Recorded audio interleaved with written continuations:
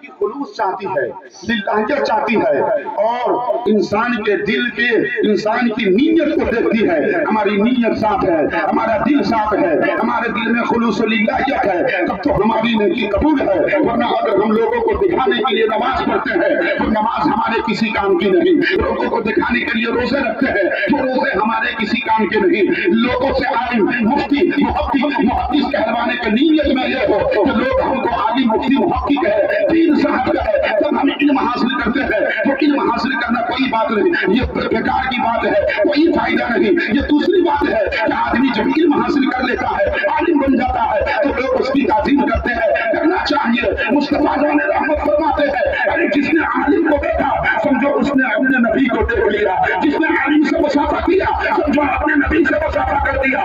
جس نے عالم سے گفتگو کی سمجھو اپنے نبی سے گفتگو کر دیا. جو عالم کی صحبت میں بیٹھا سمجھو اپنے نبی کی صحبت میں بیٹھ گیا. جو دنیا میں نبی کی صحبت میں بیٹھ گیا قیامت کے دن اللہ اسے نبی کی صحبت میں جنت لگائے گا.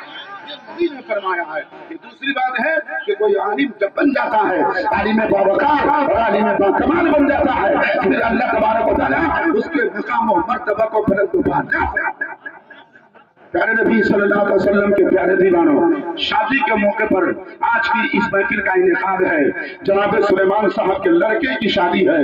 قرآن پاک میں اللہ پاک ارشاد فرماتا ہے ہن لباس لکم وانتم لباس لہن. اے مردو، تمہاری بیویاں تمہارے لیے لباس ہیں اور تم اپنی بیویوں کے لیے لباس ہیں. اب بتائیے قرآن میں اللہ نے فرمایا ہے لوگوں تمہاری بیویاں تمہارے لیے لباس اور تم اپنی بیویوں کے لیے لباس. اب سوچنے کی بات تو یہ ہے لباس تو وہ ہے جس کو آدمی پہنتا ہے، زیب تن کرتا ہے.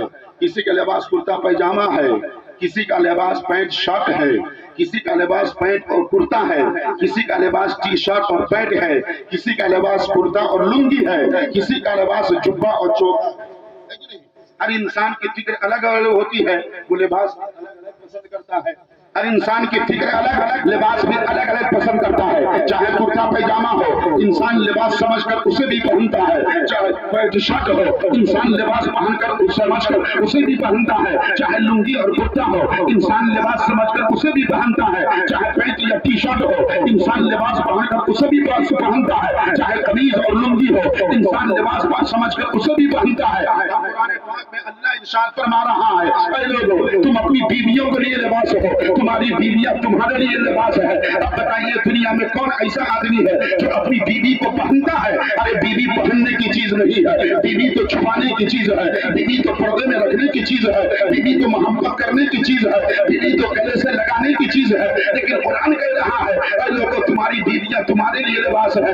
عقل حیران و پریشان ہے. لباس وہ ہے جس کو پہنا جاتا ہے، لباس وہ ہے جس کو زیب تن کیا جاتا ہے، لباس وہ ہے جسے بدن میں لگایا جاتا ہے. لیکن بیوی یہاں پر لباس کا کیا مطلب ہوا؟ تو اے لوگوں آپ کو معلوم ہونا چاہیے لباس کا ایک اور معنی ہے، لباس کا ایک اور مفہوم ہے، لباس کا ایک اور مطلب ہے اور وہ مطلب ہے چھپانا. آدمی لباس پہنتا ہے تو اس لباس سے آدمی کا بدن چھپ جایا کرتا ہے. آدمی لباس پہنتا ہے اس کی گندی چیز چھپ جایا کرتی ہے. آدمی لباس پہنتا ہے تو ستر عورت پہ پردہ ہو جایا کرتا ہے. پتہ کیا چلا لباس انسان کے بدن کو چھپاتا ہے، لباس انسان کو عزت دیتا ہے، لباس انسان کی گندی چیزوں پہ پردہ ڈالتا ہے، لباس انسان کی شرم و حیا کی چیزوں کو چھپا دیا کرتا ہے. اب معلوم ہوا کہ لباس کا ایک معنی چھپانا بھی ہے. اب سنو قرآن پاک میں اللہ نے کیوں کہا ہے کہ تمہاری بیویاں تمہارے لیے لباس ہو اور تم اپنی بیویوں کے لیے لباس ہو، تاکہ لوگوں کو معلوم ہو جائے قرآن پاک کی روشنی میں اچھا شخص وہ ہے جو اپنی بیوی کی کمی کو چھپا ہے